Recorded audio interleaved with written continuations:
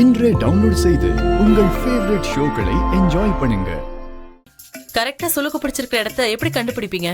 அதுவா நந்தினி, சுளுக்கு இருக்கிற இடத்த சுற்றி அப்படியே கொஞ்சம் கொஞ்சமாக எண்ணெயை ஊற்றி அப்படியே மெதுவாக அழுத்தி அழுத்தி அழுத்தி பார்த்தோம்னா சுளுக்கு எங்கே இருக்குன்னு தெரிஞ்சிடும். பிரமாதம்னே, எங்க ஊரு கேள்விகளுக்கு கூட இப்படிலாம் சொல்ல தெரியாது. நீ கதையா சொல்றிய அண்ணா, நிஜத்து தான் சொன்னேன். ஐயோ ஆண்டவா, நான் இருக்கிற நிலைமை தெரியாம ஆளுக்கு ஊரு கிளவிங்க கதையெல்லாம் பேசிட்டு இருக்கீங்க. ஐயோ ஆதி, ப்ளீஸ் ஏதாச்சும் பண்ணுங்க.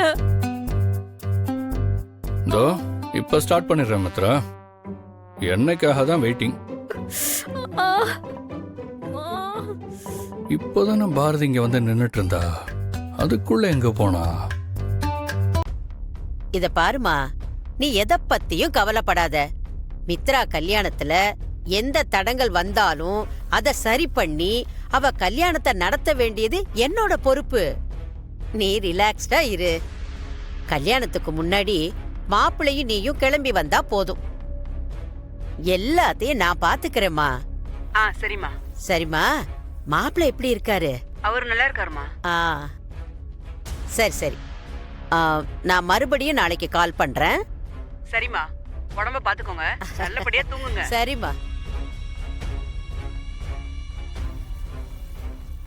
ஏ பாரதி, கையில என்ன? கையில என்ன மேடம்? என்ன நக்கலா? கையில என்ன வச்சிருக்கேன்னு கேட்டா நீயும் என்ன திருப்பி அதையே கேக்குற? அதுதானே நானும் சொன்னேன்.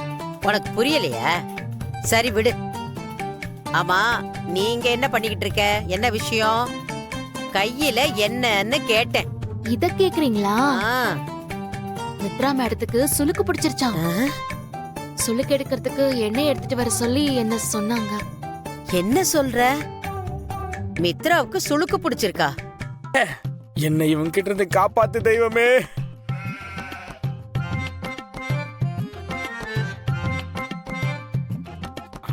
என்ன, ஏன் எல்லாரும் மித்ரா ரூம் முன்னாடி நிக்கிறீங்க? வாங்க மீனா மேடம், நீங்க கொஞ்சம் லேட்டா என்ட்ரி கொடுத்துட்டீங்க. உள்ள மித்ரா மேடத்துக்கு ட்ரீட்மெண்ட் நடந்துகிட்டு இருக்கு. என்னது ட்ரீட்மெண்ட் நடந்துட்டு இருக்கா?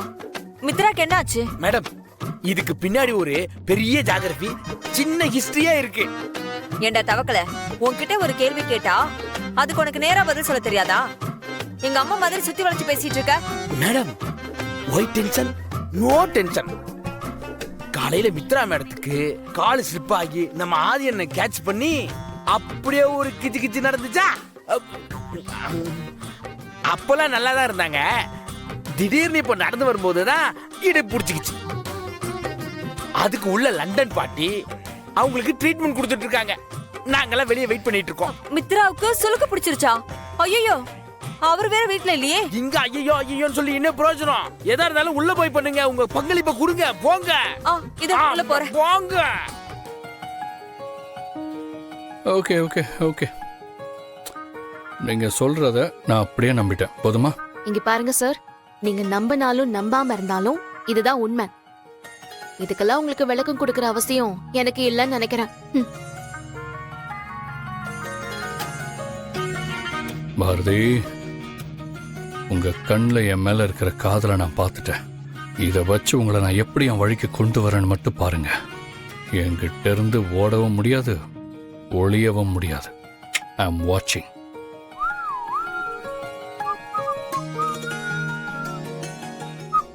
அண்ணே, நான் ஒன்னு சொல்லட்டா? என்னடா? உங்களை இப்படி இவ்வளவு சந்தோஷமா பாக்குறதுக்கு எனக்கு எவ்வளவு ஆனந்தமா இருக்கு தெரியுமா? டேய் தவக்கல, எதுக்குடா இப்ப கண் கலங்கி எமோஷனல் ஆகுற? இங்க பாரு, நீ சிரிச்சுக்கிட்டே இருந்தாதான் பார்க்கறதுக்கு நல்லா இருக்கு. இந்த சென்டிமெண்ட்லாம் உனக்கு ஒர்க் அவுட் ஆகலடா. அண்ணே, என்ன சரவண அண்ணே இந்த வீட்டுக்கு அனுப்புறப்ப உங்களை பத்தி நிறைய சொன்னாருண்ணே. நீங்க சின்ன வயசுல இருந்து எவ்வளவு சந்தோஷமா வளர்ந்த பிள்ளையா, ஆனா இப்ப இருக்கிற நிலைமை என்னால பார்க்க முடியலடான்னு சரவண அண்ணன் என்கிட்ட சொல்லி ரொம்ப புலம்புனாருண்ணே. எனக்கு உங்களை பாக்குறப்பெல்லாம் அவர் சொன்னதுதான் ஞாபகத்துக்கு வந்துகிட்டே இருக்கு. இப்ப நீங்க ரொம்ப சந்தோஷமா சிரிக்கிறத பாக்குறப்ப உண்மையே மனசு ரொம்ப குளுகுலுன்னு இருக்குண்ணே. தவக்கல, நீ யார் என்னன்னுலாம் எனக்கு தெரியாது. ஆனா என் சந்தோஷத்தை பார்த்து நீ ஹாப்பியா இருக்கிறத பார்க்கும்போது எனக்கு ஆச்சரியமா இருக்கு. சரி, அதை விடுங்கண்ணே. நம்ம 2 பேருக்கு சென்டிமெண்டா பேசுறது செட் ஆகல. இப்போ உங்க சந்தோஷத்துக்கு என்ன காரணம்? டேய், நீ சொன்ன மாதிரியே பாரதிக்குள்ள இருக்கிற அந்த பொசசிவ்னஸ் நான் பார்த்துட்டேன்டா. என்னால நம்பவே முடியல. பாரதி தான் என்னோட ஒய்ஃப்னு தெரியறதுக்கு முன்னாடி பாரதி எப்பவும் என்ன ஒரு பார்வை பார்ப்பாங்களே, அதுல ஒரு வித்தியாசம் தெரிஞ்சது.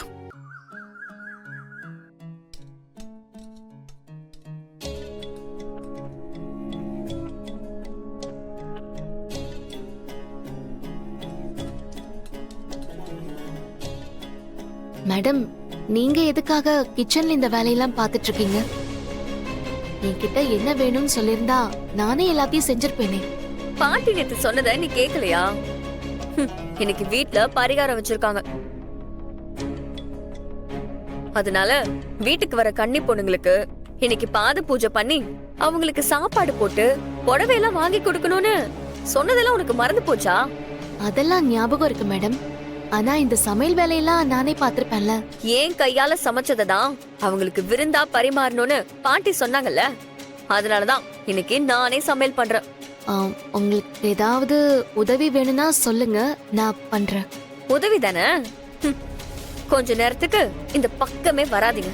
அதுவே நீங்க எனக்கு பண்ற பெரிய உதவி. கொஞ்சம் போறீங்களா? இது எனக்கும் ஆதிக்கும் கல்யாணம் நடக்கணுங்கிறதுக்காக நான் செய்யற பரிகார சாப்பாடு. இதை எப்படி சமைக்கணும்னு எனக்கு தெரியும். நீங்க போங்க. ஓ, இதுதான் பரிகார சாப்பாடா?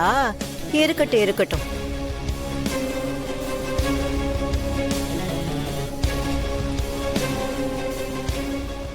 என்ன இன்னும் இங்கே நின்னுட்டு இருக்கீங்க? நான் உங்களை போக சொல்லி ரொம்ப நேரம் ஆச்சு. போங்க போங்க. பாட்டி வாங்க.